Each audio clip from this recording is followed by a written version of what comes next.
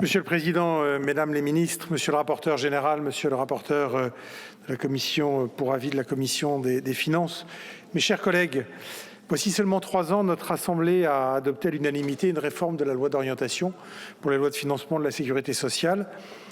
L'un des principaux apports de cette réforme, entreprise à l'initiative de notre ancien collègue, déjà cité, mais que je veux citer moi aussi, Thomas Mesnier, alors rapporteur général de notre commission, l'un des principaux apports, disais-je, revenait en la création d'une nouvelle catégorie de loi de financement, la loi d'approbation des comptes de la sécurité sociale.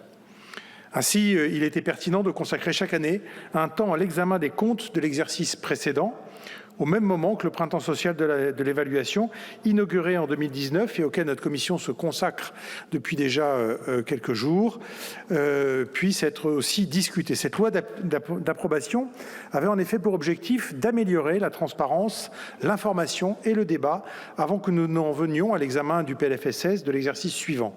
C'est l'esprit de la loi organique qui prévoit que le projet de loi de financement de la sécurité sociale ne peut être mis en discussion devant une assemblée avant que le projet de loi d'approbation n'y ait été examiné. Avec ce 3e projet de loi d'approbation, nous pouvons déjà procéder à un premier bilan. Le Parlement n'a adopté aucun des projets de loi d'approbation, ni celui de 2022, ni celui de 2023, et tous les articles de ce texte examiné aujourd'hui ont été successivement supprimés mercredi dernier en commission, comme le rapportait le rapporteur général. Nous devons donc nous interroger collectivement sur cet état de fait. Pourquoi en est-il ainsi alors que l'adoption des comptes administratifs est la règle dans toutes les collectivités de France et de Navarre? Comme chaque année, dans nos débats, il sera beaucoup question de photographie. Le PLAX, projet de loi d'approbation des comptes de la sécurité sociale, restitue une photo de nos comptes sociaux à un instant donné, en l'occurrence au 31 décembre de l'année précédente. Bien sûr, chacun est libre de considérer que ce qu'il voit sur la photo n'est pas à son goût. Et je suis le premier à exprimer des interrogations et même des inquiétudes à l'unisson du premier président de la Cour des comptes que nous avons entendu en commission il y a quelques jours. Une fois de plus, les déficits des 2 principales branches, maladie et vieillesse, connaissent une évolution préoccupante, alors que les défis qui nous attendent dans ces domaines sont considérables. Une fois de plus, les comptes de la branche famille n'ont pu être certifiés, comme ça a été rappelé. Tous, nous ne pouvons que constater que cette situation est préoccupante. C'est précisément une raison pour ne pas la nier, cette situation, en rejetant ce projet d'approbation. Déchirer la photo ne changera en rien la réalité à laquelle notre pays est confronté. Et il est évident que si la procédure est pour certains détournée, puisqu'il apparaît le détournement de cette procédure, à travers le rejet de ce texte, montre plus qu'on en veut aux photographes qu'à la photo elle-même.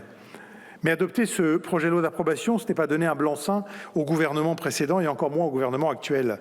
C'est simplement prendre acte collectivement des faits, si déplaisants soient-ils, avant d'envisager ensuite comment y remédier, chacun avec ses solutions. Refuser de regarder la réalité en face augurerait fort mal de la manière dont nous aurons ensemble à affronter les défis immenses qui nous attendent en matière de protection sociale. Et cette réalité-là, elle est incontestable. Le vieillissement de la population, qui est une donnée aussi durable qu'inéluctable, a des incidences sur l'ensemble des branches de la sécurité sociale. L'allongement de la durée de vie entraîne davantage de soins, entraîne davantage de prise en charge au titre de l'autonomie, entraîne davantage de dépenses de retraite. Tout cela, alors même que nous devons rester vigilants à l'égard des déficits et de la souveraineté financière de notre pays. Non seulement les régimes sociaux n'ont pas vocation à être durablement déséquilibrés, mais nous voyons s'approcher le moment où les déficits et la dette finiront par mettre en danger le modèle auquel tous nos concitoyens sont attachés depuis 80 ans. Les réformes structurelles de nos systèmes de santé et de retraite, la mise en place de solutions pour l'autonomie, la remise en ordre du financement de la sécurité sociale ne peuvent plus attendre.